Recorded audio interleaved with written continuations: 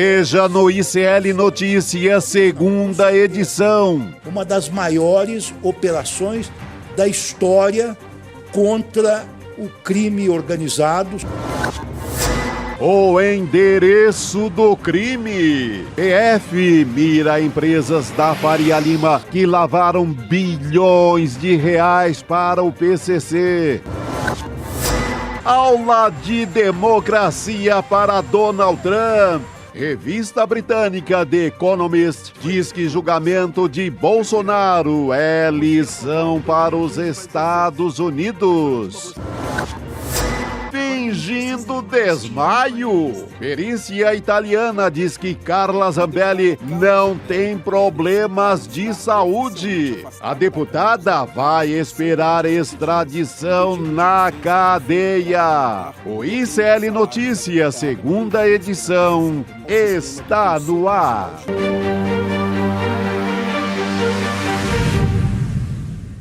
Olá, boa tarde. Seja muito bem-vindo, seja muito bem-vinda. O ICL Notícias, segunda edição, está começando. Estamos ao vivo nos canais do Instituto Conhecimento Liberta, Eduardo Moreira. Também boa tarde para você que nos assiste pelo canal da Voz Trabalhadora, que nos ouve na Web Rádio São João, diretamente de Quixadá, no Ceará, ou também pela Rádio Cultural, na região de Torres, no Rio Grande do Sul. Nessa quinta-feira, dia 28 de agosto de 2025, ao meu lado aqui, a tropa já está prontíssima. Opa! Chico Sá, Juliano Medeiros, boa tarde para vocês. Boa tarde, Gabi. Boa tarde, Chico. E falar de tropa hoje, com essa operação da Polícia Federal, nada mais apropriado, né, num dia em que a PF fez a maior operação da sua história contra o crime organizado. Bom Chico que você Sá. já pegou o gancho, viu? Para quem tem aquela imagem caricata do crime só na favela, não é, da polícia chegar chutando o barraco, sem precisar de mandado nenhum na mão, hoje foi diferente. Hoje bateu na porta dos ricaços da Faria Lima. Bateu mesmo, vou trazer todos os detalhes. Aqui, na verdade, é só um aperitivo, porque depois a gente vai discutir esse assunto com profundidade, com quem entende muito de crime organizado, de violência e segurança pública, que é o pesquisador Bruno Paes Manso, jornalista também. Ele vem conversar com a gente ao longo do nosso programa. Muito bom. Mas a gente já traz essa notícia da operação da Polícia Federal, que, aliás, foi o assunto mais comentado de hoje em todos os cantos, né? Na imprensa, nas redes sociais, enfim. Foi o grande assunto do dia. E eu acho que, ao desmontar esse esquema com a Faria Lima, o país talvez esteja desmontando o maior financiamento de campanhas eleitorais na eleição do próximo ano. É desse tipo de dinheiro que vem o financiamento dessas campanhas desse povo da extrema-direita que fica só lacrando lá no Congresso.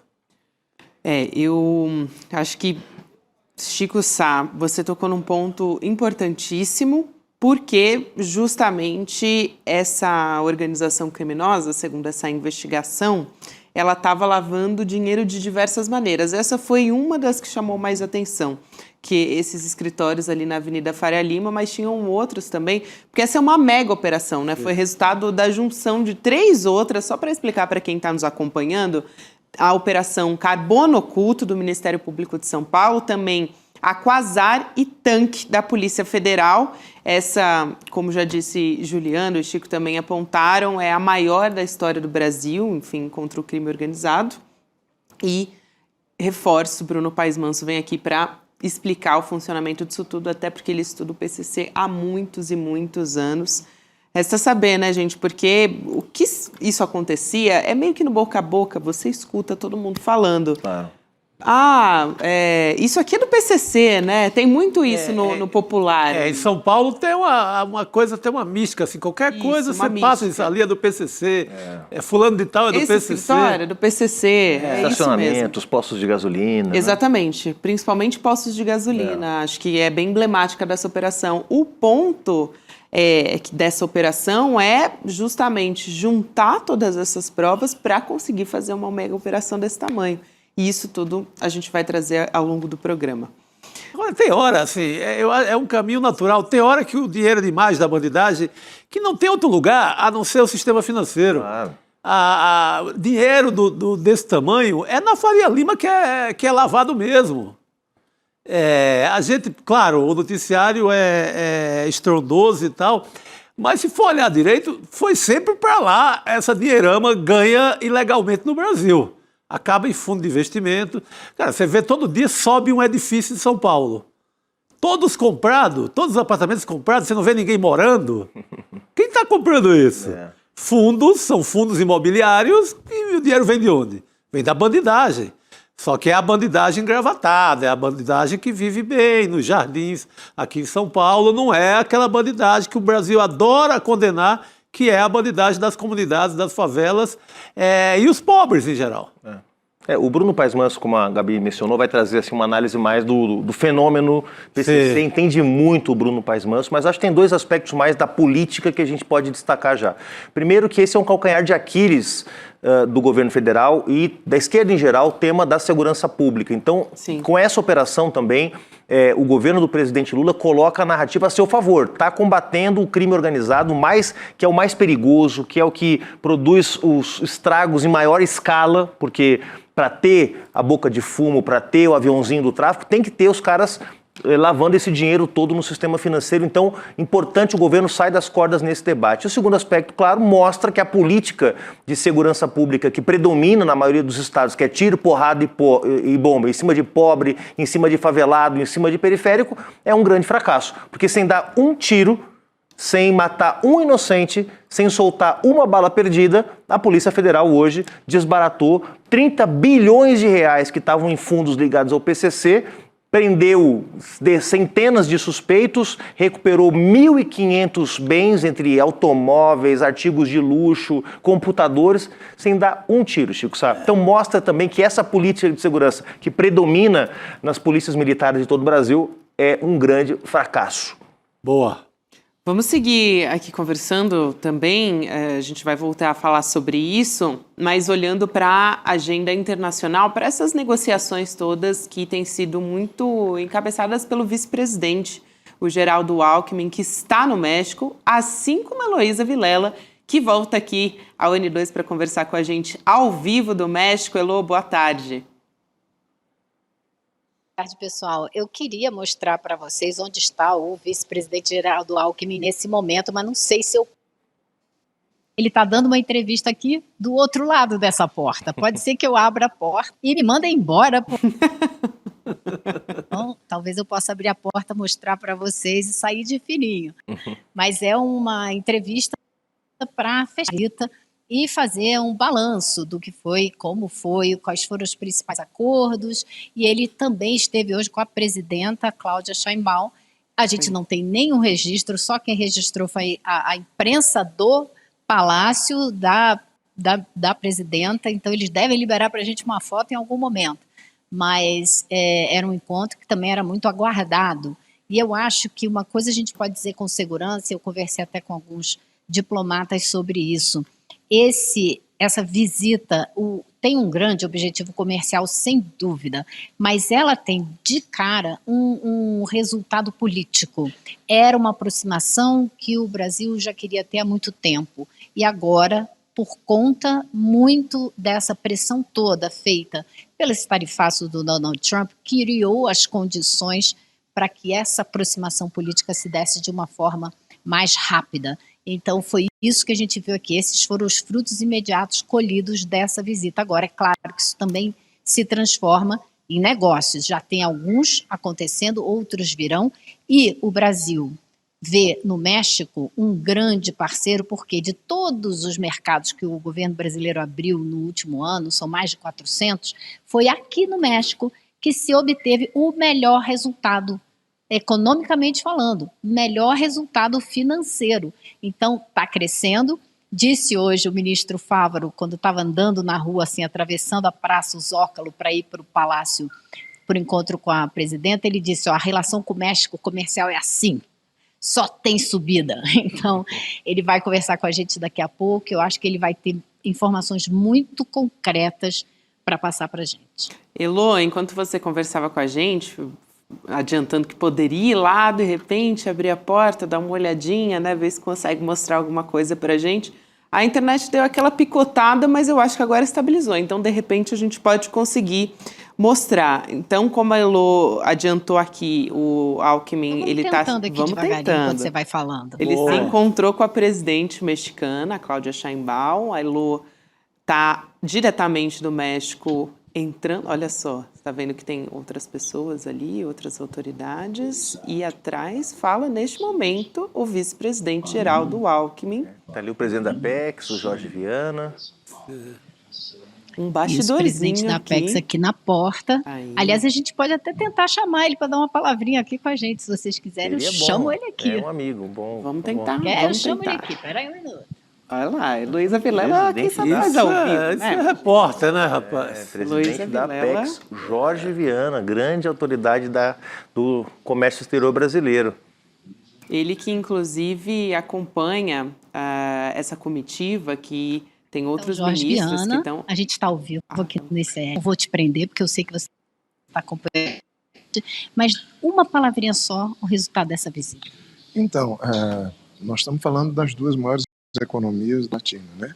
México e Brasil, que sempre teve, de certa forma, assim, um distanciamento, apesar da extraordinária amizade entre o povo mexicano e o povo brasileiro, sobre a Copa do Mundo dos 70, que eles só falam nisso, de Pelé, de tudo.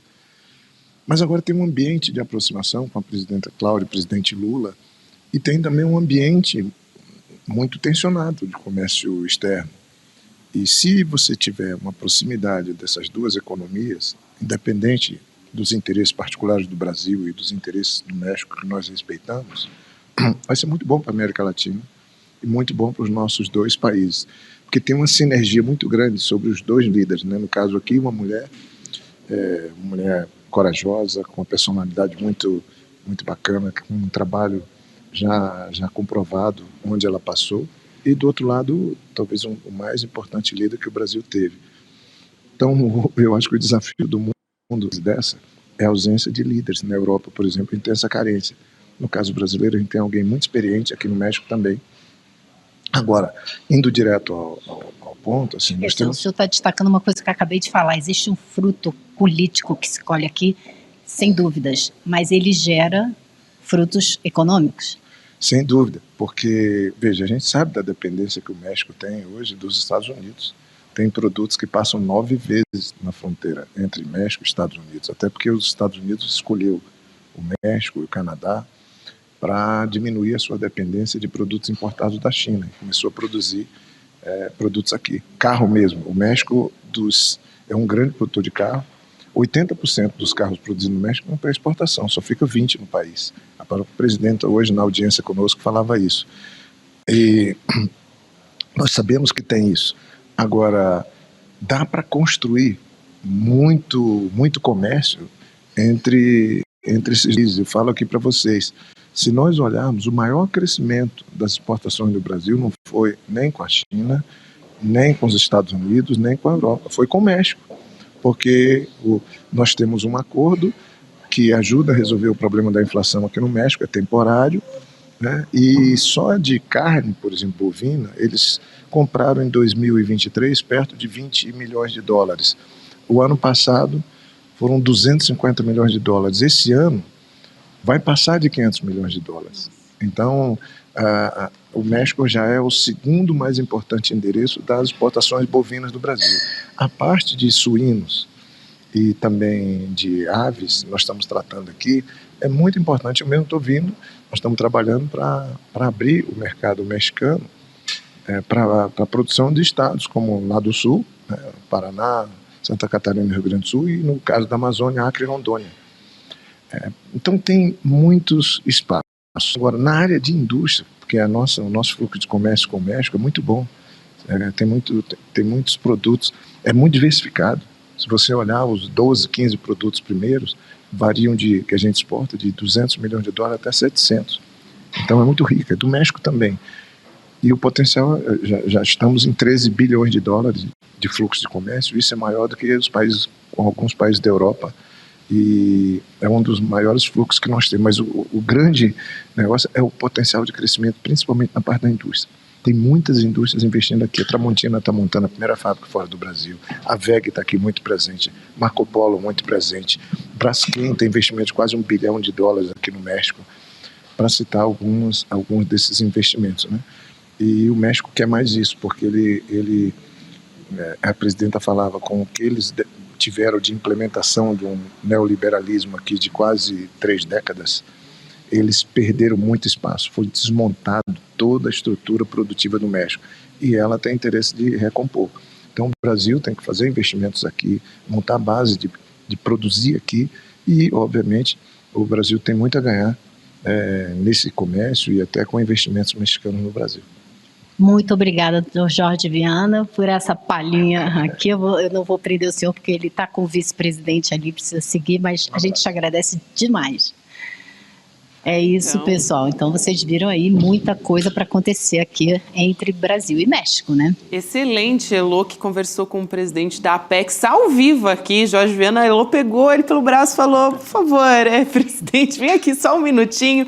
Vocês, aqui, vários destaques, né, da entrevista aqui que ele deu exclusiva ao ICL, mas ele falou em 3 bilhões de dólares de fluxo de comércio, que já é maior do que vários países, alguns países da Europa também.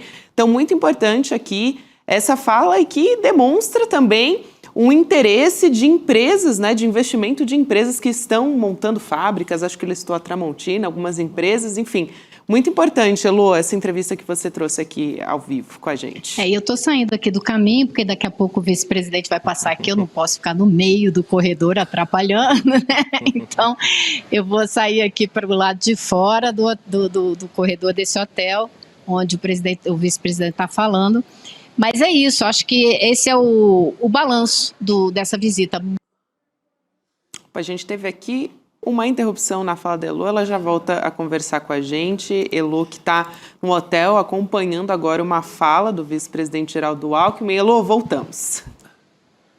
É isso, então, tem acordos também na área de remédios, né, na área de saúde. O Brasil e o México querem trabalhar juntos, por exemplo, para a produção de vacinas. Então, teve aqui a Fiocruz nessa viagem. Tem trabalho na área de biocombustíveis, eles querem produzir etanol, eles querem a tecnologia de produção de etanol. O Brasil vê isso com muito bons olhos, porque quer aumentar a produção e venda de etanol, popularizar o etanol no mundo, é de todo o interesse do governo brasileiro. Então tem muita conversa para vocês. Vamos conversar com o ministro da Agricultura, que vai trazer outras novidades mais tarde. Aliás, Elô, aproveitando que você citou esses anúncios que já foram feitos até agora, eu tenho aqui um post na rede social do Geraldo Alckmin também adiantando alguns, né, deles. Então a gente tem aqui o Geraldo Alckmin dizendo o seguinte: assinamos com o governo do México 2 acordos na área da saúde. Para quem nos assiste em vídeo, estamos colocando na tela também. Um para aprimorar ainda mais a nossa produção de vacinas com a Fiocruz, usando tecnologias de ponta, e outro para melhorar a regulação sanitária com a Anvisa. Fortalecer o complexo industrial da saúde é uma das missões da Nova Indústria Brasil e prioridade do presidente Lula também. Então, aqui o post do vice-presidente Geraldo Alckmin ressaltando aqui Brasil e México firmando acordos em vacinas e também regulação sanitária.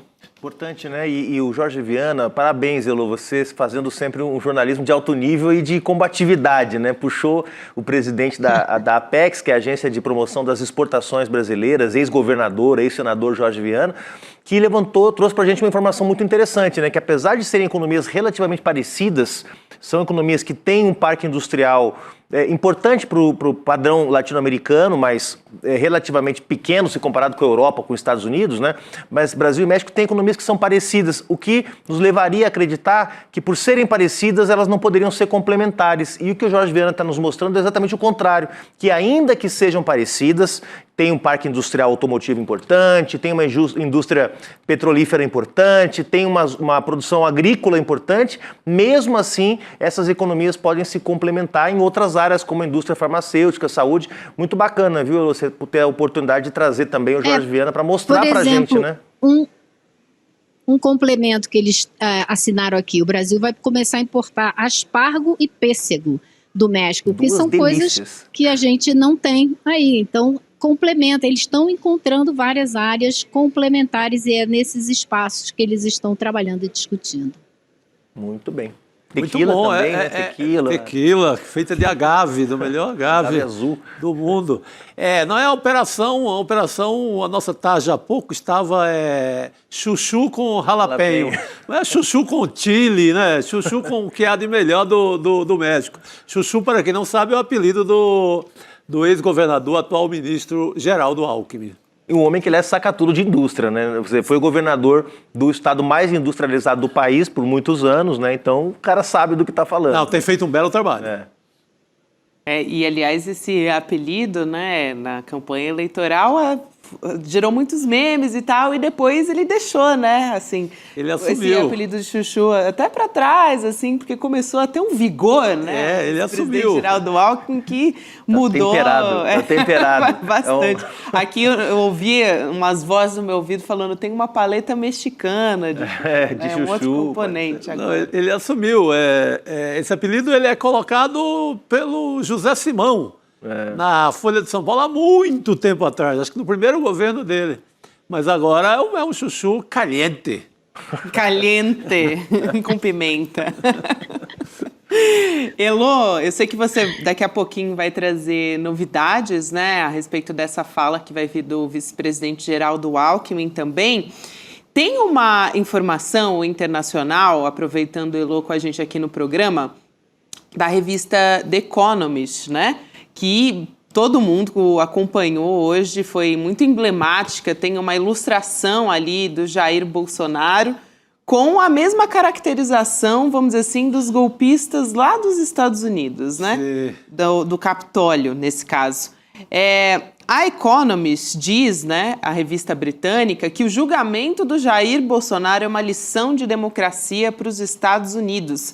Essa que é a nossa manchete do nosso site também, foi uma capa de revista dedicada a esse assunto, por isso está sendo tão discutida nesse dia de hoje, e também a reportagem trazendo vários detalhes a respeito disso, mas a gente destaca aqui uma frase muito forte, porque a revista britânica The Economist está chamando o Bolsonaro de Trump dos trópicos, né? Mais uma vez, só que dizendo que o golpe fracassou por incompetência e não por intenção, que é algo, assim, bastante emblemático. Assim, a gente fala muito a respeito disso, né? Porque foi um golpe fracassado e não que não aconteceu. Elô? Eu acho que tem um outro aspecto dessa reportagem que é importantíssimo, que é no momento em que o filho do Bolsonaro trabalha nos Estados Unidos para convencer o governo americano que tem que impor sanções ao Brasil, porque esse processo de julgamento do Bolsonaro é um absurdo, é injusto, é uma caça às bruxas, você tem uma revista que é porta-voz do mercado financeiro, que é porta-voz, a gente pode dizer até da direita, né? Não é da extrema-direita, mas é porta-voz de interesses econômicos e da direita no mundo, né? Não só na Europa, mas no mundo, mostrando que realmente foi essa tentativa de golpe e mostrando a importância do trabalho que o Supremo Tribunal Federal está fazendo para combater esse tipo de movimento em outros lugares do mundo. No momento em que a Lei Magnitsky está sendo aplicada contra juiz do Supremo Tribunal Federal, você tem uma revista como essa, digo, que não é uma revista de esquerda nem progressista, a gente poderia dizer, dando uma radiografia para o mundo inteiro entender exatamente onde nós aqui no Brasil estamos. Acho fundamental esse esclarecimento da comunidade internacional a respeito do que se passa no Brasil. É importantíssimo. Você tem, por exemplo, a nossa mídia mais tradicional não tem essa coragem de retratar a realidade brasileira como a Bíblia do Capital tem. Aliás, fez um efeito grande nas redações. Hoje eu percebi que entre os colegas, conversei com vários dos grandes veículos do Brasil e todo mundo vibrando, porque a base vibra, porque a base do jornalista, o jornalista ali do dia a dia, o repórter, ele quer retratar dessa forma. Só que o chefão não deixa, o dono do jornal não deixa, o chefe maior não deixa, porque quer seguir naquela linha de ainda duvidando do Supremo, achando que tem abuso do Supremo. Então a base, o proletariado das redações vibrou com essa capa lá de fora, porque tem reflexo aqui no Brasil. De repente, o dono do grande jornal aqui, da grande televisão, diz: poxa, gente, será que os liberais de fora já pensam assim? E a gente aqui ainda nesse atraso todo? Então, eu creio que vai surtir um efeito bom essa capa do Bolsonaro. E num dia como o de hoje. Importantíssimo. Num dia como o de hoje, onde essa operação da Polícia Federal colocou luz na relação promíscua entre o crime organizado do mercado financeiro, que também são donos de grupos de mídia, de jornais, de revistas. Então, assim, não podia ter sido melhor essa junção de tudo no dia de hoje. Só para complementar, eu quero trazer mais um trecho que a gente separou, que é muito bom também, dessa matéria publicada na The Economist, que é o seguinte: a gente vai colocar na tela também, vale a pena, ele é um pouco mais longo do que o anterior, mas vale a pena. Abre aspas, isso nos remete a uma era sombria passada, em que os Estados Unidos habitualmente desestabilizavam os países latino-americanos. Olha só, traz contexto histórico também. Felizmente, a interferência do senhor Trump provavelmente sairá pela culatra. Ao contrário de seus pares nos Estados Unidos, muitos dos políticos tradicionais do Brasil, de todos os partidos, querem seguir as regras e progredir por meio de reformas. Essas são as marcas da maturidade política. Pelo menos temporariamente, o papel do adulto democrático do hemisfério ocidental se deslocou para o sul. Eu achei esse trecho, Juliano, extremamente também forte, muito firme essa colocação. E mais do que isso, né, essa publicação, ela de alguma forma interdita essa tentativa do governo Trump de vender para o mundo que um processo, digamos, de venezuelização do Brasil. Quase não saiu a palavra. Né, mas a ideia de que o Brasil caminha para um regime que poderia ser taxado como pouco democrático, autoritário, o que quer que seja, independente da nossa opinião. Saindo aqui o presidente... De 1 a 10, como foi essa reunião toda? Nós estamos a vivo aqui, o senhor quer dar uma palavrinha para o ICL? Olha, foi muito boa, acho que avançamos no agro, abrindo o mercado para os produtos brasileiros, pedindo a continuidade do PASIC, que é um programa que a gente fornece alimentos para ajudar a baratear o alimento aqui. Hoje o México é o segundo comprador do mundo da carne bovina. Também na área tecnológica, está vindo a presidente da Embrapa, agora dia 8.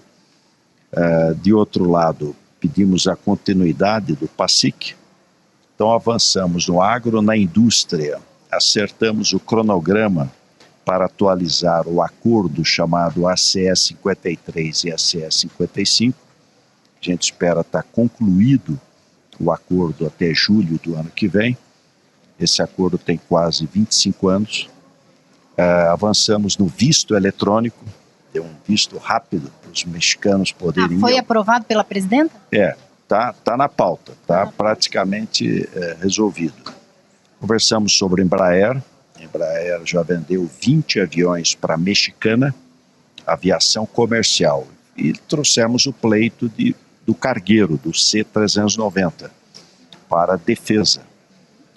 Conversamos sobre saúde, tem um protocolo entre a Anvisa e a sua agência mexicana, COFEPRIS, de os processos de reconhecimento de novos fármacos, você aproveitar a fase do outro. Você ganha tempo e reduz custos. Todo mundo anda mais rápido, reduz custo, então foi bastante amplo. Passou pela indústria, pelo agro, pelo turismo com o visto, pela saúde, pela indústria aeronáutica e aeroespacial, e o importante, né, aproximar as duas maiores democracias da América Latina e as duas maiores economias da América Latina. Então foi bastante proveitoso. Muito obrigado. Muito obrigada, muito obrigada.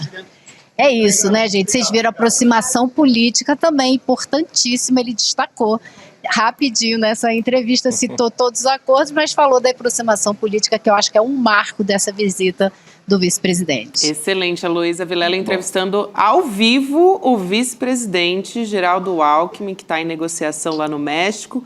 E, aliás, já aproveitou, Elô, e já perguntou ali rapidinho sobre a questão do visto, se já estava resolvida, se não estava, né, Elô? As coisas estão em negociação e... Viu que não está resolvido, né? Ainda estão em negociação. Existe a intenção, mas não está resolvida. Esse pedido foi apresentado, mas não está resolvido ainda. É um problema antigo, né? Altos e baixos. Muda o governo dos Estados Unidos, muda o governo do México, muda toda a política de visto, no Brasil também. Eu já fui para lá com visto, já fui sem visto.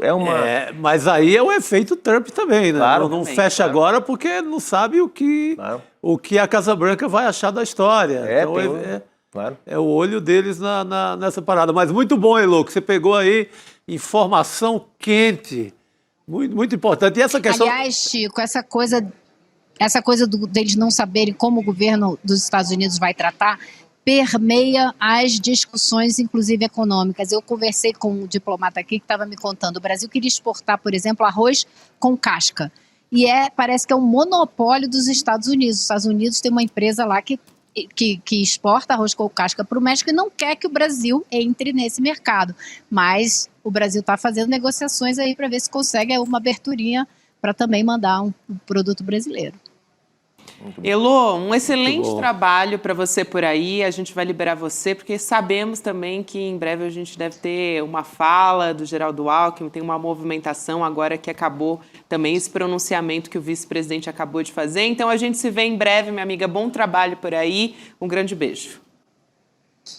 Valeu, pessoal. Boa noite. Boa noite, querido. Obrigado. Luísa Vilela arrasando, inclusive, impressionante, né? Entrevista com o vice-presidente da República, hein? Não vou poupar elogios para Luísa Vilela, não. Quem entrevistou o presidente da Apex, Jorge Viana, e também o vice-presidente Geraldo Alckmin, puxando pelo braço ao vivo, aquela palavrinha, né? Só uma palavrinha, vice-presidente. Agora, se a Luísa Vilela for embora, eu também vou embora. Professor! Não aceito participar sem ela. Como dizia o Collor, não me deixe só. Para dar lugar para esse eles estão combinando, né? Para outro grande jornalista, sai Luísa Vilela, entra Rodrigo Viana. Estamos chegando nas nossas análises. Os homens das camisas pretas, hein? Cuidado, hein? Em homenagem às operações da Polícia Federal de hoje. Beijo, pessoal. Até amanhã. Eu e o Chico, a gente não recebeu essa orientação do figurino, né? Da homenagem. Os homens de preto. Boa tarde para você, Rodrigo Viana. Eu ia dizer que eu não trabalho mais na Globo, mas a Polícia Federal me avisou, entendeu? Sim. Na época da Lava Jato, eles avisavam tudo antes, né? Na Globo. Mas a gente está podendo também, avisam sempre a gente também, estamos bem. É isso. Não, show de bola a Heloísa com o Geraldo Alckmin, achei fortíssimo, num dia forte aqui no Brasil e importantíssimo, né? Eu estava comentando ali fora, é legal a gente, né, tem nos programas aqui opinião, informação e cobertura ao vivo, né? A repórter lá no México, não tem muitos pelo que eu vi ali, né? A Elo é das poucas que está ali junto. Exatamente. Nesse momento tão importante. Aí fazendo um jornalismo que, desculpa, mas só a Heloísa Vilela faz assim, de puxar sem menor dúvida, sem menor dúvida. Com esse jeitinho especial, né, esse molho que só a Heloísa Vilela tem. Agora, seguimos aqui conversando, Rodrigo Viana. Aproveitando a sua chegada aqui, eu queria trazer um assunto novo de uma expedição que vai em direção a Gaza, né? Que a gente vai conversar daqui a pouquinho aqui com a vereadora Mariana Conte, do PSOL de Campinas, que está em Barcelona neste momento, fazendo parte dessa expedição, que é a Global Summit Flotilha, que é uma expedição marítima. Vocês devem se lembrar que a gente teve uma primeira flotilha com um brasileiro também, o Thiago Ávila. E essa flotilha ela tem como objetivo levar mantimentos, remédios para os moradores ali, para os palestinos, os moradores da faixa de Gaza, e, claro, também fazer chamar a atenção do mundo para o que está acontecendo. Então, é considerada essa flotilha a maior expedição marítima desde o início da nova fase do genocídio na região, e tem barcos com representantes de várias nacionalidades, são 44 no total. A gente tem ativistas, médicos, jornalistas, religiosos, figuras também do meio artístico, tem a atriz Susan Sarandon, tem também o ator Mark Ruffalo, uma série de pessoas conhecidas, e está acontecendo em 2 etapas a saída dessa flotilha. Vou chamar aqui a nossa convidada, a Mariana Conte, para conversar com a gente, vereadora Mariana. Muito boa noite, um prazer te receber. Boa noite para todo mundo. Em primeiro lugar, quero parabenizar o canal ICL por estar repercutindo essa notícia, né? Ainda mais nesse momento, é um assunto tão sensível, um assunto tão importante, e a gente sabe que uma dos principais alvos de Israel na Palestina, em Gaza, está sendo os jornalistas, né? São muitos jornalistas, centenas de jornalistas, mais de 200 jornalistas mortos até hoje, e um dos cercos que nós queremos furar é o cerco da informação. Então é muito importante vocês estarem repercutindo a nossa missão, a missão que a gente está construindo aqui. Essa sua fala é muito importante porque recentemente a gente teve um ataque a mais um hospital, mais 5 jornalistas que morreram. Anteriormente também no Hospital Al-Shifa, outros jornalistas morreram enquanto estavam reportando ali, fazendo o exercício da profissão. Eu te pergunto, Mariana, sobre também o risco dessa expedição. A gente sabe que num primeiro momento, na flotilha anterior, o exército de Israel impediu a aproximação, né, da flotilha a Gaza também, houve uma captura. Então, quero te ouvir nesse sentido, como é que está sendo a organização de vocês? E, claro, sempre tem um cuidado, mas a gente sabe que essas coisas, né, saem fora do controle. Nós estamos muito cientes dos riscos, cada um que está aqui sabe muito bem dos riscos que essa missão representa. Hoje nós tivemos o treinamento o dia todo, um treinamento intenso, e o principal motivo do treinamento é garantir um sentido dessa missão, que é um sentido muito importante, que é o sentido de ser uma missão não violenta. Esse é um movimento pacífico, esse é um movimento que tem o objetivo de levar ajuda humanitária, de furar o cerco estabelecido sobre Gaza hoje, nesse momento, pelo Estado de Israel. E todo o treinamento foi no sentido de nos preparar para exercer esse sentido do movimento, que é ser um movimento um movimento pacífico, um movimento não violento. Então eu acho que isso é muito importante. E na verdade os riscos nem se comparam, né, com o que a população de Gaza está sofrendo, porque a gente tem visto, uma normalização do absurdo que está acontecendo em Gaza, porque são pessoas morrendo, o uso da fome generalizada, crianças desnutridas, usando a distribuição de alimentos como iscas para matar as pessoas, o bloqueio de ajuda humanitária e, enfim, tudo isso que é uma limpeza étnica, é um massacre que está violando todas as leis internacionais, os tratados internacionais. Israel comete crime atrás de crime. É importante dizer que a expedição, né, a missão que nós é uma missão totalmente legal. Vamos navegar por águas internacionais. Então, se qualquer ação de interceptação de Israel é também mais um crime. Então, eu acho que é muito importante, mas assim, nós estamos...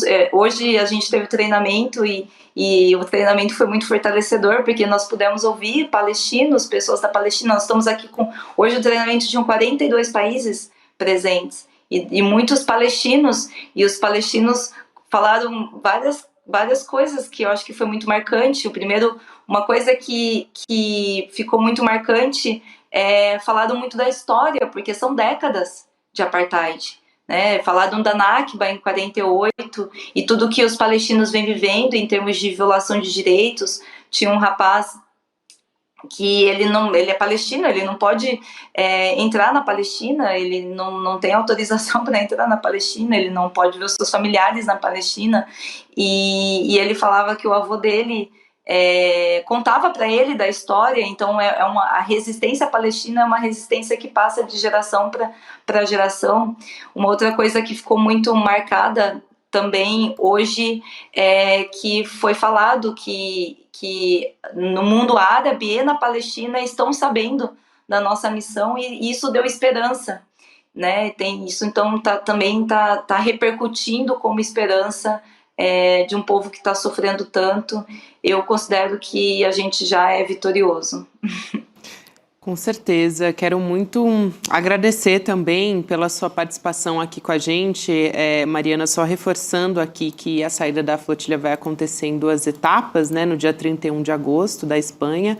Mariana está por lá, inclusive. E no dia 4 de setembro também da Tunísia. E, claro, desejar todo aqui a força, né, durante esse trajeto. E a gente vai continuar acompanhando com todo o nosso apoio aqui no ICL também, Mariana. Muito obrigada. Obrigada a vocês, obrigada por estarem repercutindo.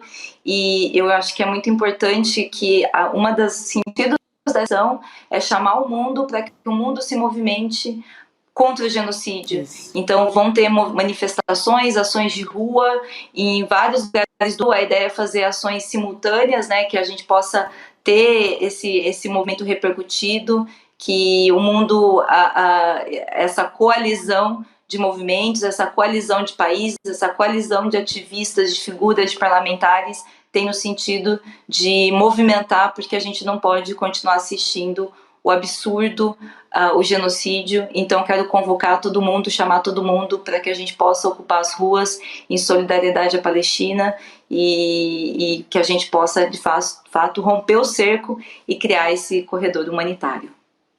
É isso, Mariana. A gente vai continuar também apoiando as mobilizações de todas as maneiras. São muito importantes para a gente conseguir dar, né, a devida atenção e falar todos os dias a respeito disso.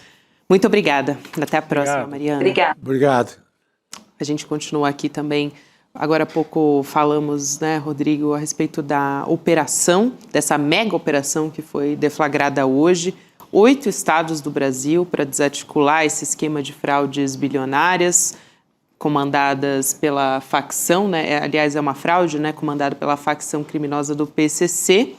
E tem também uns personagens interessantes envolvidos nessa história. Olha, eu estava querendo voltar a esse tema porque é um tema que se torna central. É a ligação entre crime organizado, mercado financeiro, e agora vão surgir outros personagens. Chico, acabou de sair uma nota na coluna do Lauro Jardim, jornalista Lauro Jardim no Globo, a Operação Carbono Oculto e os Políticos Graúdos. E aí, olha só, eu vou reproduzir aqui o que traz a coluna. É uma nota, dá a entender que ele teve acesso, mas ainda não tem ou não pode divulgar todos os detalhes. Olha só o que nós temos aqui. A Operação Carbono Oculto também vai alcançar uma outra ponta, os políticos. Não qualquer político, mas alguns que estão no topo de alguns partidos políticos. Todos eles mais à direita. São políticos do centrão com a respiração presa em Brasília.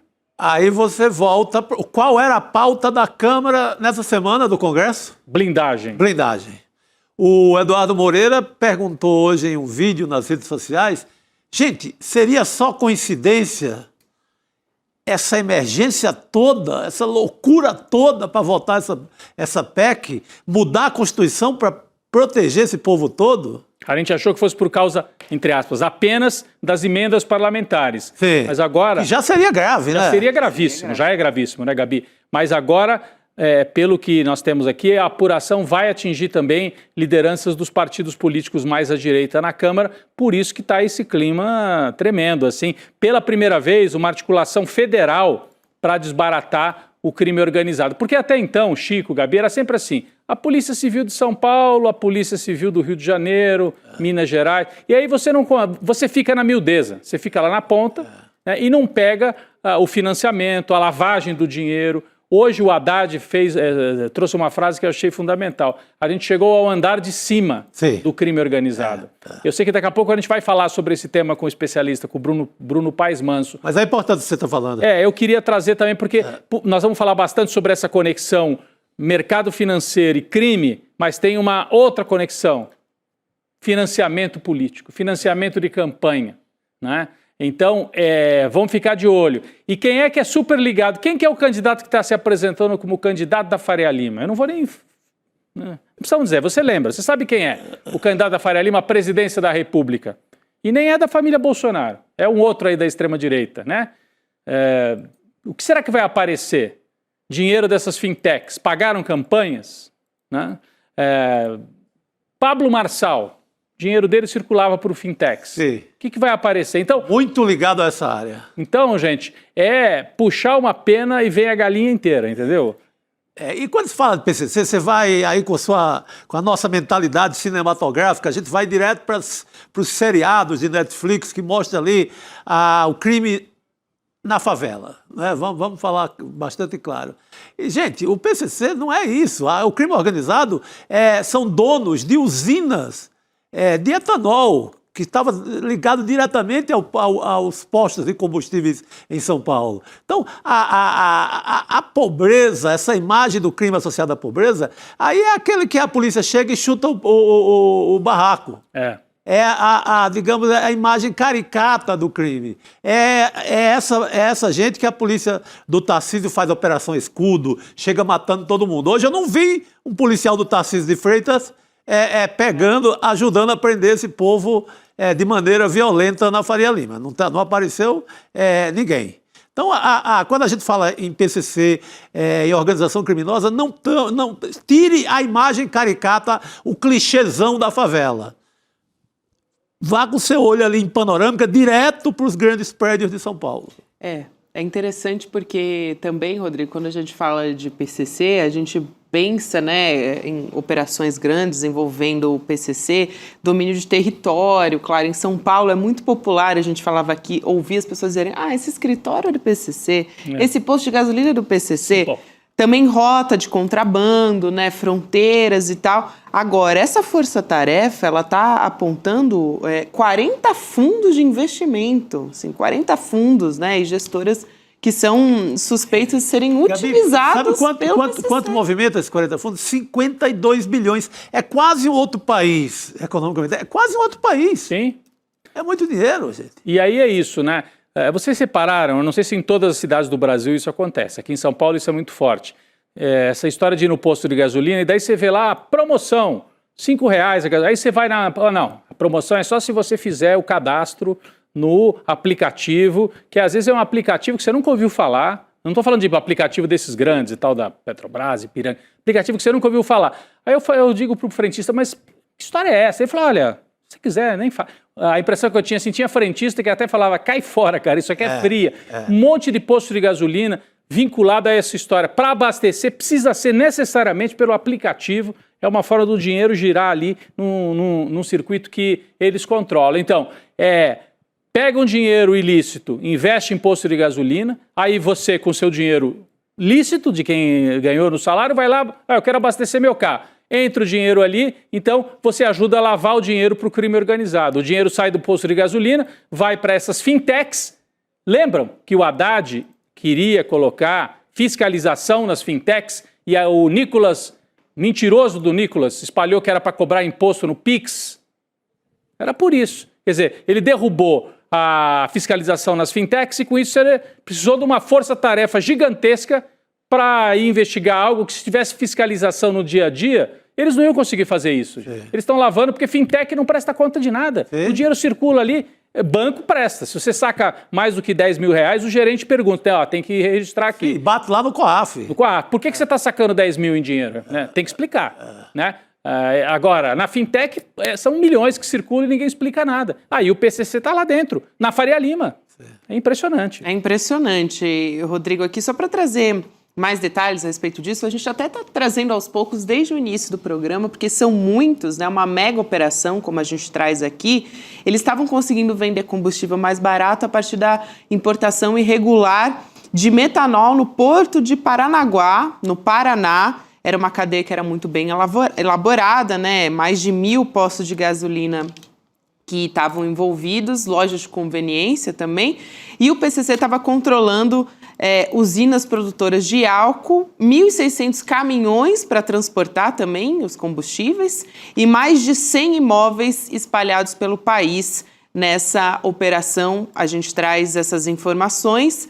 Então, para lavar esse dinheiro arrecadado em tudo isso, em todas as transações, estavam utilizando essas corretoras e fundos de investimentos, como a gente traz aqui, que ficam na Faria Lima, por isso é tão emblemática a Faria Lima, né, o coração financeiro de São Paulo, é a mais conhecida do nosso país quando o assunto é mercado financeiro. E a gente traz aqui o Bruno Paes Manso, pesquisador, especialista nessa área, escreveu um livro sobre PC, não só um livro, na verdade, né, mais de um. Professor, muito boa noite, seja muito bem-vindo, é sempre um prazer te receber aqui. Oi, Gabriela. E aí, Chico? E aí, Rodrigo? Tudo bem? Boa noite. Tudo bom. Boa noite. Prazer.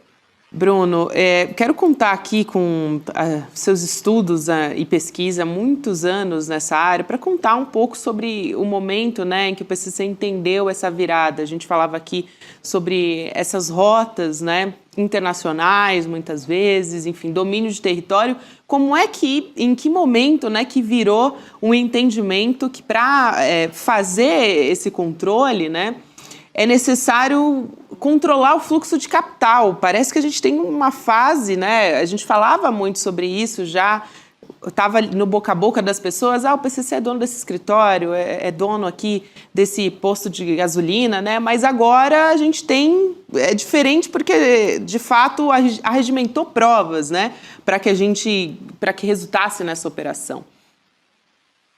Olha, eu acho, Gabriela, que não tem um momento específico, mas você tem 40 anos de aprendizado num negócio bilionário que é o mercado de drogas internacional, que vai aos poucos se profissionalizando a partir da cena criminal de São Paulo e pelo PCC, que a partir de 2010 principalmente, talvez esse seja um momento importante, depois que ele se organiza nos presídios, ele se articula para ir para os mercados e para os países produtores e plantadores de cocaína, né?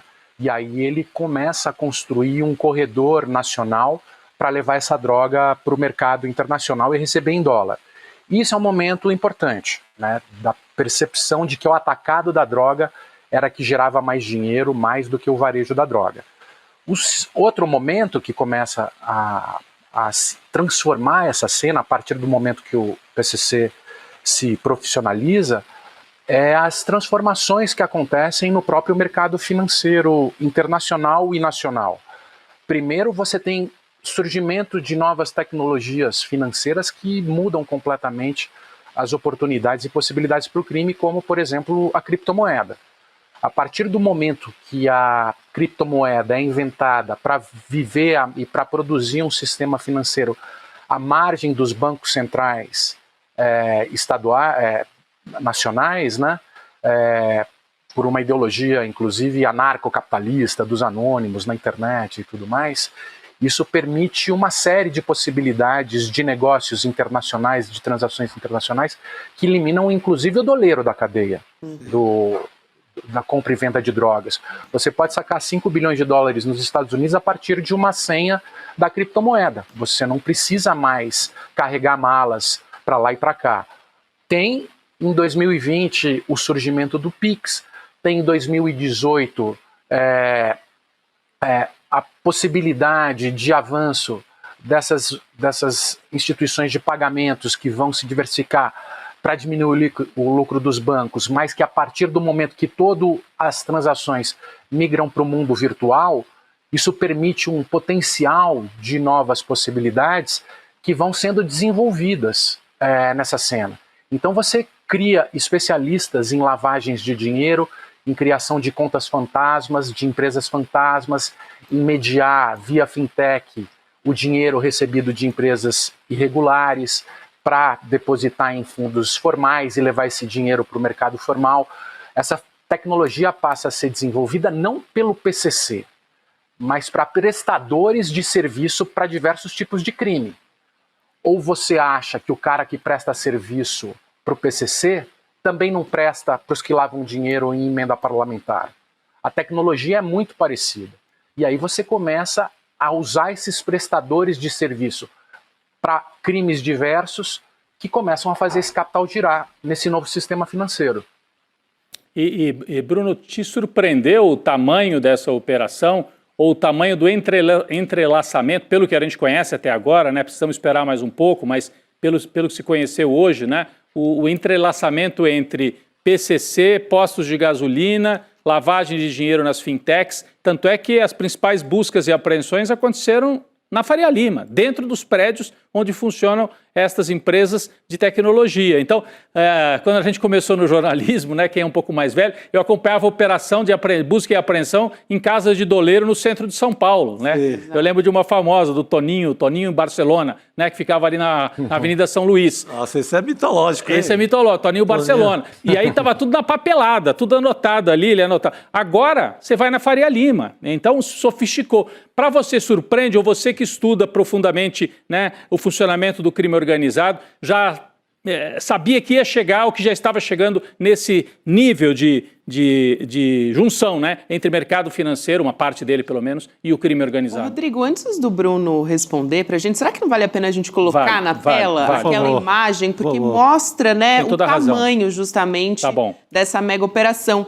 Então a gente coloca aqui na tela, aqui a gente tem um mapa dos estados, né, onde aconteceram essa operação, e aí o saldo é o seguinte: mandados cumpridos hoje, 350 alvos, pessoas físicas e jurídicas, né? Órgãos envolvidos, Polícia Federal, Receita Federal e Ministério Público também dos estados envolvidos. Cadeia produtiva do PCC, que estava sendo utilizado ali, postos de combustível, lojas de conveniência, fintechs, ali a gente fala da Faria Lima, imóveis e fazendas. E o dinheiro movimentado, 30 bilhões de reais. Esse é o saldo que a gente tem aqui dessa mega operação de hoje, para ajudar a entender melhor tudo que foi levantado, Rodrigo. Não, é isso aí. Eu acho que é importante para dar o tamanho. Eu estava falando do tamanho, mas é que muita gente que está nos acompanhando não tinha ainda visto. Bruno? Eu acho que, claro, é sempre uma novidade, né? Eu acho que foi uma operação grande, ela surpreende não apenas pelo alvo, né, que foi o sistema financeiro e um mercado formal, né, em tese, mas também pela parceria entre órgãos atuando com inteligência durante um ano, uma grande investigação que desvendou de uma forma competente, né, uma área da economia que era importante para esse sistema de lavagem de dinheiro, que de alguma forma já está se revelando, né? A gente já tem identificado em diversos inquéritos e processos a entrada e o ingresso do crime organizado na economia formal e na política, né? Isso já foi mostrado não apenas nas empresas de transporte de ônibus, mas tem outros setores da economia que são fortemente atingidos pelo ingresso do crime organizado, não apenas o setor de combustível, mas tem um estudo do Fórum Brasileiro de Segurança Pública que mapeia esses setores como os setores da bebida, os setores do cigarro, o setor do ouro, e também fundos de investimento imobiliário. Hoje você vê a questão do investimento em imóveis, também está sendo muito usado para lavagem. Você tem, muitas vezes, em produções musicais, de shows. Você tem também na área do futebol, na área de gado, na área de compra e venda de gado. Nelore, por exemplo, é um clássico que segue muito forte na compra de obras de artes. Tem uma série de outras que são usadas. Além disso, é uma coisa que eu sempre falo, né? Hoje, inclusive, eu estou lendo, amanhã eu vou participar de uma banca de mestrado, de procedimentos operacionais padrão da Polícia Militar. É uma dissertação que critica a polícia muitas vezes fazer a revista de jovens negros, de repente, que estão em Higienópolis, né? Isso seria o tirocínio da polícia para prender suspeito. Hoje, se eu fosse policial militar, eu passaria a parar quem tem Porsche e quem tem Ferrari. Porque hoje, para mim, quem tem Porsche e Ferrari, nessa situação de dificuldade financeira das empresas, é alguém que está esbanjando, né? E, de alguma maneira, já levanta algum tipo de suspeita. Eu acho que vale a pena puxar a capivara para ver o que acontece, porque, para mim, esses são suspeitos. Isso dava um bom sketch até, né? Atitude suspeita, qual? Está dentro de um Porsche. Porsche nas proximidades da Faria Lima. Agora, Bruno, essa operação toda, ela mostra também que, olha, não adianta ficar chutando porta de barraco, o que é mais interessante você fazer uma operação inteligente com Receita Federal, COAF, que obedeça aquele velho ditado, aquele velho mantra do jornalismo americano, que é siga o dinheiro, né? É muito mais importante você montar uma operação dessa do que do que ficar parando suspeitos na rua ou indo ali no varejo da droga, no varejo do pequeno crime, né? Sem dar um tiro, inclusive. Sim. Isso. Eu acho que tem alguns crimes que apavoram as pessoas, né, e que são e deveriam ser foco de investigação e priorizados, como furto de celular, né? São mais de 1 milhão por ano no Brasil. Sim. Então as pessoas, você perde um celular, a sua vida às vezes desestrutura, né? Sim. E o próprio roubo bancário é uma coisa muito complicada. Mas o que a gente tem visto em alguns trabalhos de certos estados é que mais de você ficar enxugando o gelo, né? Muitas vezes você faz um trabalho de inteligência para identificar quem recepciona, para onde vai o celular, daí você pega e compreende o funcionamento da indústria de celular, você chega naqueles que compram o celular para vender, e você vai desmantelando de uma forma inteligente, não na mão de obra barata que tem a encomenda por aqueles que pagam, né? Você passa a agir de uma forma mais estratégica, para não ficar enxugando gelo, porque você prende o moleque que rouba na ponta da rua, logo vai ter um a cumprir essa encomenda, que continua sendo comprada. Então, se você fragiliza o negócio, você consegue ser mais efetivo, inclusive nesses crimes de rua que afetam a população. Agora, historicamente, principalmente a extrema-direita, a gente vê o Tarcísio e o Derrite aí à frente da polícia, eles lidam com o medo que as pessoas têm a partir dos preconceitos e dos estigmas do crime e do homem perigoso, do bairro perigoso e do cidadão suspeito, que muitas vezes são negros, pobres, que estão circulando em algum determinado lugar, ou nas favelas, aí você mata 100 e tantos na Operação Escudo, e as pessoas se sentem aliviadas como se a polícia estivesse trabalhando, sendo que essa polícia que mata 100 e tantos na Operação Escudo, meses depois você vê que eles fazem parte do esquema de segurança de um grande lavador de dinheiro do PCC, como era o Vinícius Grisbach. Então, enquanto você mata, você desvia a atenção para o que importa. E parece que é uma polícia que está trabalhando com seriedade, mas aí os caras, 25 deles, estavam fazendo esquemas de segurança e participando dos esquemas de segurança de um dos grandes lavadores de dinheiro do PCC. Então, esse truque é muitas vezes usado para desviar a atenção do que interessa, né? Agora, Bruno, eu também, assim, claro, a gente ainda vai ver os desdobramentos do que essa mega operação, né, vai investigar, porque tem muitos braços nessa história. Uma das coisas que mais chamaram a atenção, claro, foi essa questão da Faria Lima. E talvez por isso o diretor-geral ali, da Polícia Federal, o Andrei Rodrigues, deu uma entrevista já para a CNN falando não há nenhuma contaminação no sistema financeiro, não há nenhum problema com o sistema financeiro ou com a Faria Lima. Prontamente ele se pronunciou a respeito disso. Eu te pergunto se essa operação, né, sendo descoberta, eu acho que essa foi a que mais chamou a atenção, tem outras também na história, mas podem se desdobrar em outras investigações também, outros tentáculos, né? Quanto tempo que leva para fazer isso também, porque há quanto tempo a gente ouve falar, né, no boca a boca, sobre supostamente o PCC ser dono de um escritório ou de outro e nunca, né, soube nada oficialmente a respeito disso. É aquilo que você estava falando, né? Você passa em alguns bairros, às vezes populares, bairros comerciais, e o pessoal conhece, esse prédio aqui é inteirinho do PCC, eles alugam aí para lojistas, né? Você passa, esse posto de gasolina é inteiro do PCC e tal, né? O imóvel passou a fazer mais sentido, isso o Bruno tocou de leve no assunto, que você tem uma indústria imobiliária há milhões aqui e centenas e centenas de prédios vazios, todos comprados imediatamente. Verdade. A gente fica falando assim, quem compra esse monte de prédio? Se não tem ninguém morando ou se a indústria está quentíssima assim. É impressionante. E essa ligação entre PCC e Faria Lima, eu acabei de receber aqui uma curiosa aqui, né? Do Coronel Siqueira, que é um perfil que eu gosto muito aqui nas redes sociais, Gabi. É um meme, só para quem não conhece. É um meme, mas assim, ele diz o seguinte, muito triste essa ligação do PCC com a Faria Lima. Eu jamais imaginei que o PCC se associasse a esse tipo de bandidagem. De bandido, tá aí na tela, né? Muito triste a ligação do PCC com a Faria Lima, diz o Coronel Siqueira, que é o personagem, claro, aí da sátira. É um personagem irônico. É irônico, o rei das ironias. Isso. Mas talvez o Bruno possa nos ajudar a entender no quanto isso se desdobra em novas investigações, né? Uma mega operação desse tamanho, até para aprofundar nesses novos setores aí que aparecem, que chamam muito a atenção.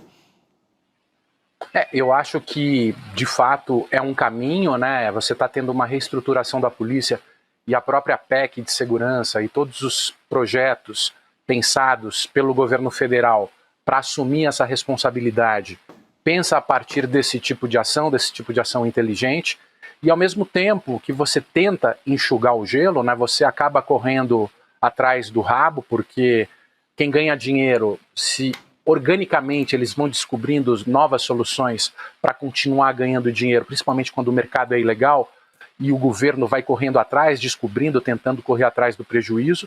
Mas o que a gente vê hoje, talvez esse seja o grande problema, que cada vez mais o sistema financeiro ganha um protagonismo na economia como nunca teve antes, e o próprio mercado financeiro como gerador de capital, gerador de receita, gerador de salário, gerador de renda, é muito mais importante do que durante a época industrial, onde a maioria, ou agrícola, ou a época moderna, onde a maioria dos empregos eram formados.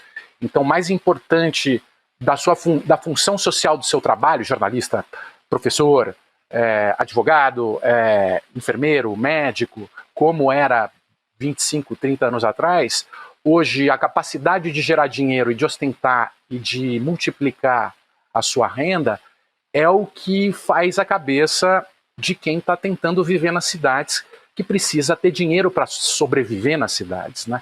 E esse dinheiro ocorre a partir do ganho financeiro, a partir do círculo do capital. Então você tem uma outra cena, né, acontecendo, e o PCC e o crime, e quem sabe multiplicar dinheiro, consegue crescer nas brechas desse sistema, que está muito mal regulamentado. E, ao mesmo tempo, ele tem essa capacidade de fazer circular o capital sem deixar muito rastro, né? Porque tem muita coisa nova aparecendo. Então, eu acho que é um caminho. Inclusive, a gente vê os golpes financeiros. Hoje, o crime de rua, inclusive, né? O roubo a carro, o roubo a pedestres, o roubo a casa, está diminuindo bastante. Da mesma forma que está caindo 5, 6 vezes na última década, tem se multiplicado os golpes financeiros, porque tem uma pena menor, tem menos risco de ser pego, inclusive no tipo penal a pena vai ser muito menor, a quantidade de dinheiro que você ganha é muito maior e você se expõe muito menos, né? Na rua, você está atrás de um computador e com todas as chances de sair ileso. Então a cena do crime está se transformando também, e muito em torno dessa nova cena virtual, que permite um novo universo e 1000 possibilidades, que o crime está aprendendo a navegar, né? Verdade.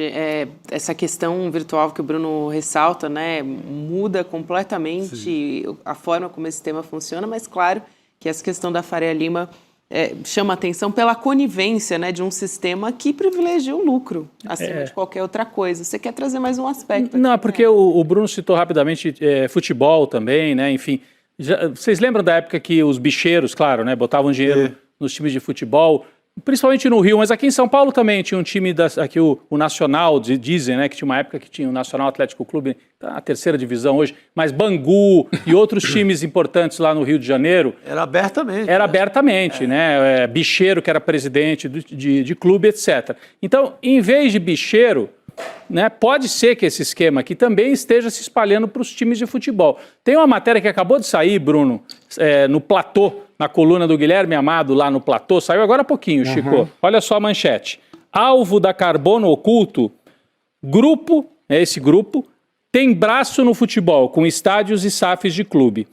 Quem que é esse alvo que ele está se referindo aqui? João Carlos Mansur, que é fundador da Reage, né, que é um dos grupos que está sendo investigado na operação. Aí diz a matéria aqui da coluna do Guilherme Amado, que foi nosso colega aqui no ICL.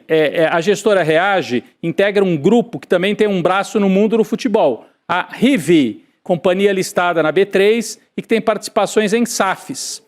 O fundador da Reage, então é um emaranhado, tá? A Reage foi alvo nessa operação. Sim. O fundador da Reage, João Carlos Mansur, também é alvo. E ele é do Conselho de Administração da Revi, que administra clubes de futebol, ou tem investimentos em clubes de futebol. A Portuguesa, que está tentando sair do buraco aí em São Paulo, a Ferroviária de Araraquara. Eu não estou dizendo com isso que tem dinheiro do PCC na Ferroviária, na Portuguesa, não é isso. Mas olha a quantidade de braços que essa operação pode ter, né? Olhar também para esses investimentos. É muito dinheiro girando no futebol, são milhões para cá, milhões para lá, a gente não sabe de onde vem. Então, tem um braço aqui também que tem que ser observado. Só para, como a gente citou o nome aqui, acho que é importante, a Reage Investimentos publicou uma nota, eles chamam de fato relevante, até porque é empresa listada em bolsa, então é importante que eles se manifestem, né? Afirmou que colabora integralmente com as autoridades e que fornece as informações e todos os documentos solicitados para todos os esclarecimentos. As investigações apuram se a Reage e o João Carlos Mansur têm alguma ligação com esse esquema todo. E a SAF, tem que lembrar, é o novo fetiche do mundo do futebol. É quem movimenta mais dinheiro no futebol hoje no Brasil. Que é a Sociedade Anônima do Futebol. Sim.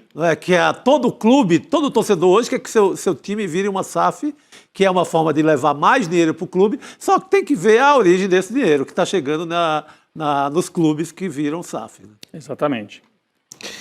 É isso. Eu quero muito agradecer aqui a presença do Bruno Paes Manso, que é pesquisador também há muitos anos desse tema, jornalista. Bruno, sempre um prazer te receber aqui. Obrigada pelos esclarecimentos. Ficou muito mais didático como é que esse grupo funciona. Até a próxima. Obrigado. Excelente, meu caro. Mais uma vez. Gente. Valeu. Bruno Paes Manso aqui junto com a gente. Muito bom. Conversando. Aliás, hoje é um dia bem importante aqui, né? Sim.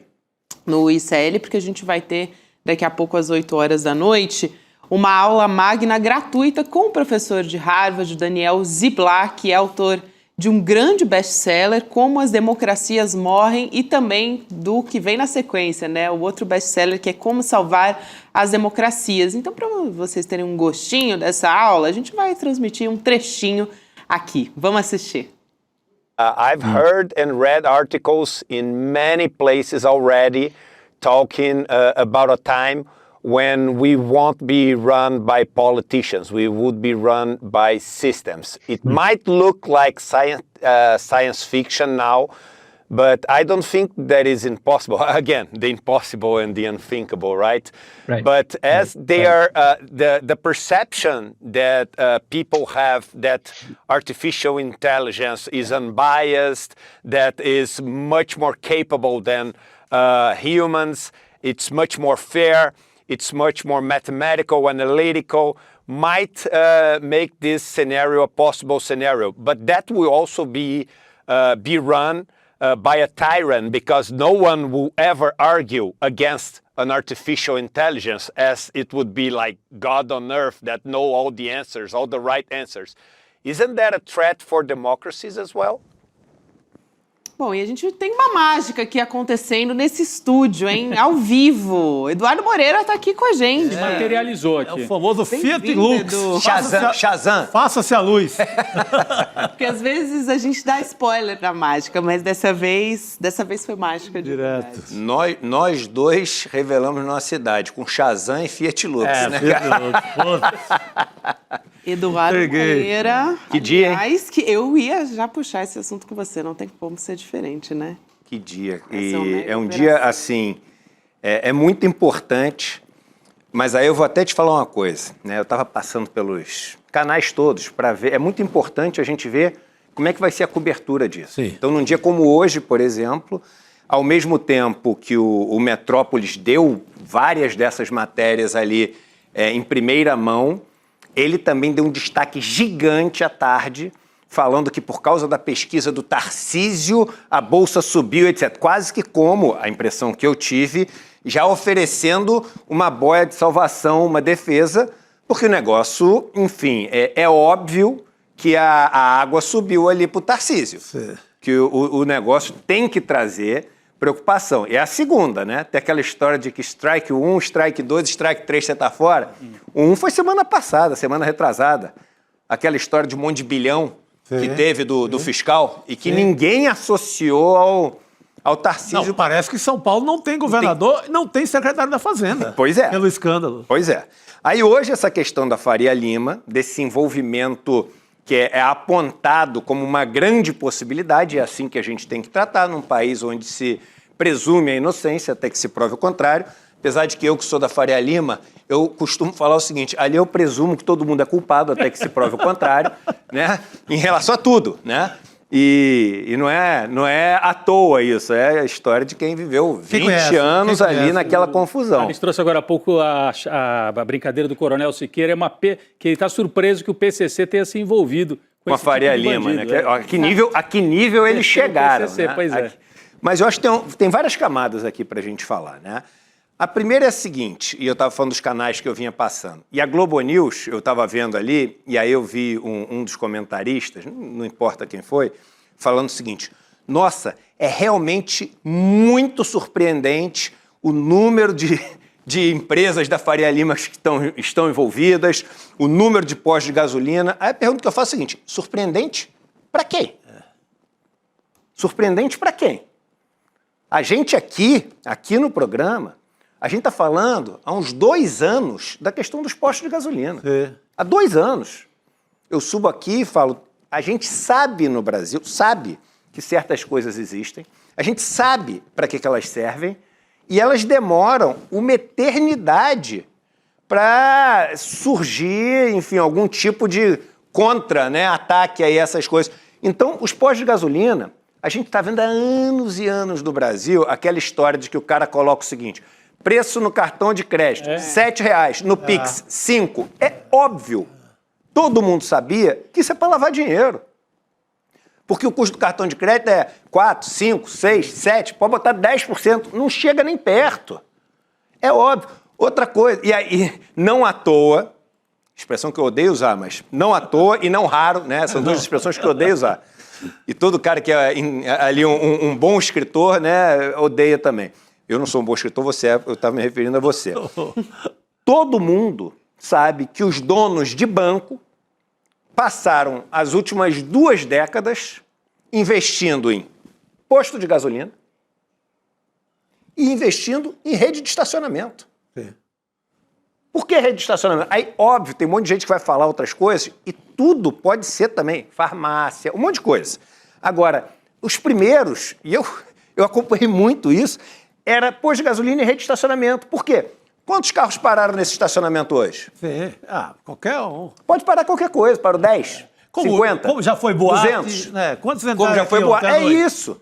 E todo mundo sabe disso. Todo mundo sabe disso. Agora, por que não faz nada? A gente até sabe, porque é mais retórica essa história. Então, a gente sabe que maravilha que o que a gente falou desde sempre está acontecendo. Que maravilha que o que a gente falou muito aqui, que aquela história do Nicolas Ferreira, de todo mundo sobre o Pix, que a gente falou aqui, é aquela hora chata da gente ficar, eu te disse, não te disse, mas é importante. É chato, mas é importante.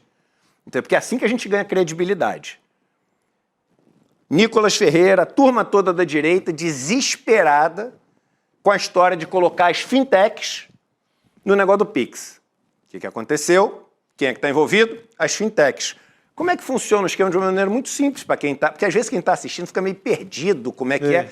É tão simples quanto o seguinte. Você tem o dinheiro obtido de uma maneira criminosa, de uma maneira ilegal, e você imagina o seguinte, você tem 10 milhões de reais, são bilhões e bilhões, eu estou dando um exemplo aqui só para as pessoas poderem entender. Você tem 10 milhões de reais, só que não tem origem. Quer dizer, tem, mas você não pode dizer qual é a origem, que é tráfico de drogas, prostituição, tráfico de criança, aquelas barbaridades todas. Aí o seguinte, você tem esses recursos, e quando eu digo prostituição, a gente sabe a exploração da atividade da prostituição, aí o cara chega e fala, eu tenho que dar uma origem para esse dinheiro. Então eu preciso dizer que ele entrou através de uma atividade legal. Postos de gasolina e estacionamentos são muito usados para isso. Qual outra? Que essas pessoas morrem de medo. E, infelizmente, eu acho que a probabilidade de entrar nessa jogada é muito pequena, mas tinha que entrar. Tinha que entrar. A gente tinha que ter coragem para entrar. As igrejas. Você sabe quantas igrejas tem registradas no Brasil? Chuta. igrejas. Pô, pensa, não deve ser tanto, né? Quantas igrejas? 27 estados, 27 mil, 54 mil igrejas. A última vez que eu vi eram 170 mil. Caramba. 170 mil igrejas. Você acha que tem 170 mil igrejas registradas para as pessoas orarem, mostrarem sua devoção, poderem ali entrar num estado de meditação, de encontro, Não é. A gente sabe por que tem 170 mil igrejas no Brasil, que é uma coisa fácil de você fazer. Quanto que entrou de dízimo? E aí? Pode ter entrado qualquer coisa. Qualquer qualquer trilhão. valor. Não paga imposto. Pode ter entrado qualquer valor. Só que aí na igreja a turma tem... Não, mas se eu mexer com isso vai parecer que eu estou ferindo a liberdade religiosa. Ou tem regra ou não tem regra. Ou tem lei ou não tem lei. Então o primeiro ponto é esse. Agora o segundo ponto que é muito importante, que eu sei que a gente não tem muito tempo aqui, é o seguinte. Você viu nessa operação alguém entrando, colocando uma porta abaixo e quando alguém falou não tomando um tiro no peito? Zero. Você viu? Não, a gente comentava agora há pouco. Não teve como a Operação Escudo, que matou 100. Não teve? A polícia do No Tarcísio litoral de desce e São Paulo. mata 100 assim, do jeito que vai descendo e matando. Cadê a cara do dono desses bancos estampada no jornal, com a pior foto deles, ou bêbado, porque eles estão sempre também nas festas, né? Cadê essas fotos? Tem alguma foto? Zero. E não tem que ter mesmo, até os caras serem julgados, etc. Mas por que será que quando o negócio é na periferia tem? E o Tarcísio parabeniza, né? Parabeniza. Exato. Por que será? Bem lembrado, Gabi. Então, esse é muito relevante. E aí, a turma da Faria Lima, é óbvio que tá... E quando a gente diz Faria Lima, de que a gente está falando, gente? Só de escritório que tem na Faria Lima? Isso é simbólico, porque na Faria Lima é um dos lugares do Brasil onde mais tem escritórios de bancos, corretoras e empresas que gerem dinheiro. Mas isso tem em tudo que é lugar do Brasil. A gente está representando as pessoas que controlam o capital financeiro. É importante dizer o que a gente está chamando de Faria Lima. E aí a pergunta que eu vou te fazer é o seguinte: se esse é um negócio que negocia dezenas e dezenas de bilhões, quiçá centenas de bilhões por ano, esse dinheiro está em colchão? Vocês acham que esse dinheiro está em colchão? É óbvio que esse dinheiro não está em colchão. Esse dinheiro está em banco. Esse dinheiro ou está em bancos lá fora, porque é isso que eles fazem, ou está em bancos aqui dentro. E mesma estrutura que eles estão falando hoje, aqui dentro, é a que tem lá fora. Você bota um monte de camadas. Então você faz uma empresa que é dono de uma empresa, que é dono de uma empresa, de uma empresa, de uma empresa, de uma empresa, de uma empresa. Uma delas você põe até lá fora, você nunca consegue chegar no dono final. Só que aí o que eles fazem hoje? Então eu falei, o dinheiro é obtido através de uma atividade criminosa. Esse dinheiro, ele passa por essa lavanderia para poder gerar, e tem um custo passar pela lavanderia, porque aí você paga como se fosse um imposto sobre o negócio, mas aí também entram todas as artimanhas fiscais, crédito tributário, subsídio, que vários setores têm, eles entram nesses setores, mas aí você entra com o dinheiro de uma maneira legal, que não é legal, é pretensiosamente legal, e aí esse dinheiro é aplicado através de ele vai para uma fintech, e essa fintech aplica esse dinheiro ou num banco, numa estrutura dessa que tem várias camadas, ou, que é o que mais acontece hoje, compra uma criptomoeda, e aí quando comprou a criptomoeda... Sumiu, né? Não tem como Esquece, Edu, sumiu. mas uma parte, quando você fala em banco, uma parte desse dinheiro está nos bancos tradicionais também, ou ele fica só nas fintechs? Com certeza. Tá, então, Bradesco, Com Itaú, certeza. Caixa Econômica, Banco do Brasil, Santander. Ele passa pela fintech... E depois vai para os fundos dos bancos tradicionais, fundos de multimercado, essas coisas. Isso, e até porque, se esse dinheiro chega direto no banco, ele tem ali um processo de compliance, de verificação e etc. Se ele vem através de uma fintech, o banco ele diz. já dá... Ele não faz assim, mas você já dá mais legitimidade ainda para o negócio. Ele está vindo de um TED, ele está vindo de não sei o quê, entendeu? Então, você vai dando camadas de legitimidade para uma coisa criminosa. Você vai fazendo camadas de proteção, de escudo para uma coisa criminosa. Só que finaliza com essa história das criptomoedas, que aí some o negócio. Então, esse é o esquema. Agora, a dúvida é a seguinte: será que é só Faria Lima? Ou será que tem gente no... Esse que é o meu medo daqui para frente.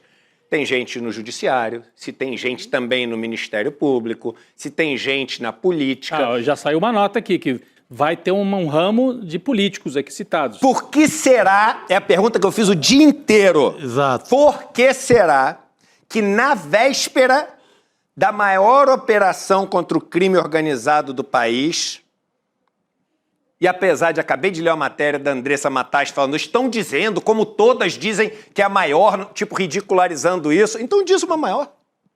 Só é dizer, né? Apurar. Diz uma maior, que envolve 42 endereços na Faria Lima, mais de 1.000 postos de gasolina, dos bancos são mais de 50 bilhões de reais que tinham passado pelo negócio. Diz uma maior? Contra o crime organizado? Eu não lembro.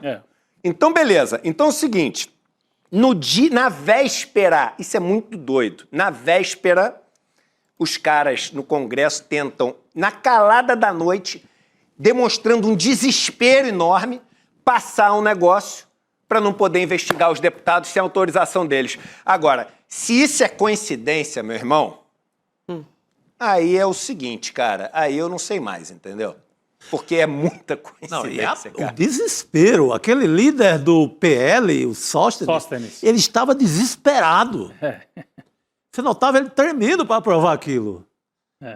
É o rabo gigante atrás. A gente estava achando que era por causa das emendas parlamentares, né? Aí a hora que vem uma operação dessa, você vê, você tem as emendas e tem também outros esquemas aí que estão para ser desvendados. O Bruno Paes Manso falou que, inclusive, as emendas passavam... Pelo mesmo sistema de lavagem, né? Do dinheiro das emendas quando volta, né? Um ponto importante aqui que a gente tinha esquecido de falar, que é muito importante. E aí vai pegar um monte de político. Se tiver um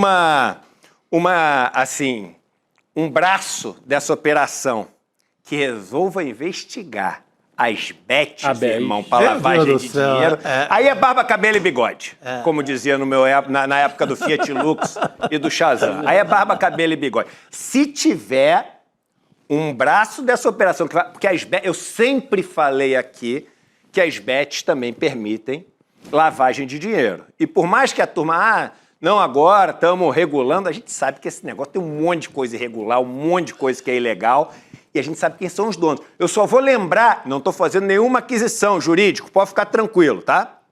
Fazendo nenhuma aqui. Só estou lembrando o seguinte, numa das últimas viagens do maior dono dessas empresas de bet do Brasil para a Grécia, tinha ministro do Supremo junto. Não tinha ministro do Supremo junto? Tinha deputado junto. Tinha um deputado junto?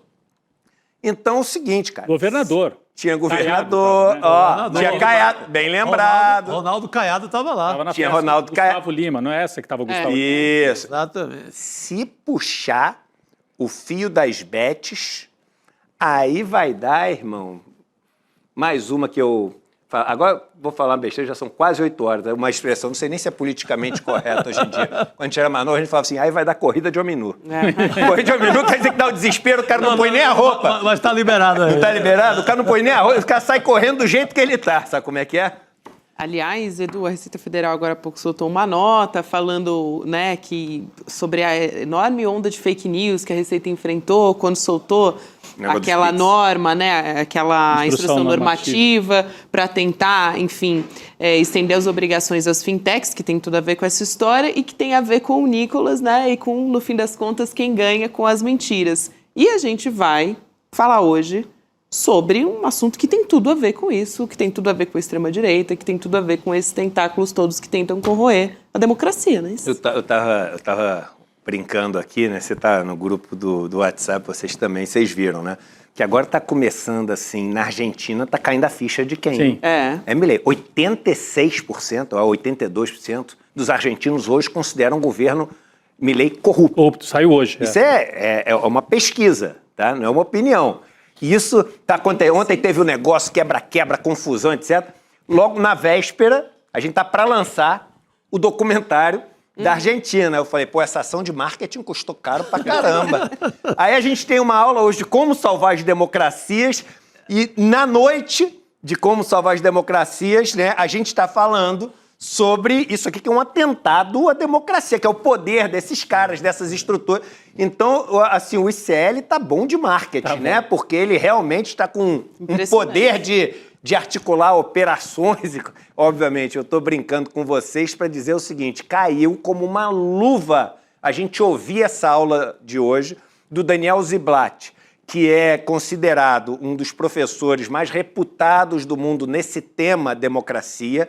É um professor de Harvard, americano, que escreveu o best-seller Como as Democracias Morrem. E sabe por que está escrito Como Salvar as Democracias? Porque quando a gente chamou as pessoas para Como as Democracias Morrem, a Meta proibiu todos os nossos anúncios. Tirou do ar todos os nossos anúncios. Caramba! Interessante, né? Proibiu.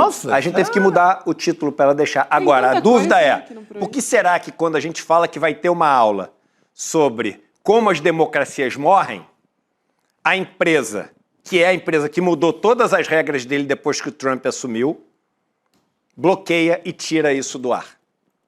É uma pergunta só. Por que será? É estranho, mas hoje à noite, daqui a pouquinho, daqui a 1 hora, vamos estar juntos tendo essa aula e vamos ter o José Sócrates, ex-primeiro-ministro de Portugal. Muito e bom. vamos ter Aires Brito também, ex-ministro do Supremo. Então, uma discussão de altíssimo nível que só o ICL pode trazer para vocês. Nossa, Muito que bom. excelente, Edu. Essa era a aula, acho, que a gente estava mais esperando aqui para acontecer. Então, 8 horas da noite. Nesse meio tempo, dá tempo de dar aquela respirada, né? Comer alguma coisa enquanto espera. Deixa o canal ligado. Abre um vinhozinho, esperando, né? Exato. Relaxa que o dia foi pesado. Pra assistir naquele mood, assim, né? Mais tranquilo. E aí, Vamos vamos com a nessa. gente. Vamos nessa, então. Chico Sá, Rodrigo Viana Vamos. e Eduardo Moreira. Que dia, finalmente hoje junto com a gente presencial. Muito bom. É isso aí. Boa noite para todo mundo. Valeu, boa noite. Chegou o grande dia e eu tenho certeza que está todo mundo ansioso para aprender com um dos maiores professores do mundo. Hoje, às 8 horas da noite, Daniel Ziblatt, professor de Harvard, autor de Como as Democracias Morrem, vai dar uma aula inédita, exclusiva e traduzida para o português aqui no ICL. 1 hora antes dessa aula, se você já está inscrito ou inscrita, vai chegar no seu e-mail e no WhatsApp, no grupo de WhatsApp, o link para você clicar e já entrar na sala de espera. Se você não está inscrito ou inscrita, não perde a chance. Que sorte que você está assistindo esse vídeo. Clique aqui no link e se inscreva gratuitamente. À noite a gente se vê. Todos os dias, as principais notícias do Brasil e do mundo direto no seu WhatsApp, com informação de qualidade e sem fake news. Escaneie agora o QR Code e entre para o canal do ICL Notícias. Informação que importa onde você estiver.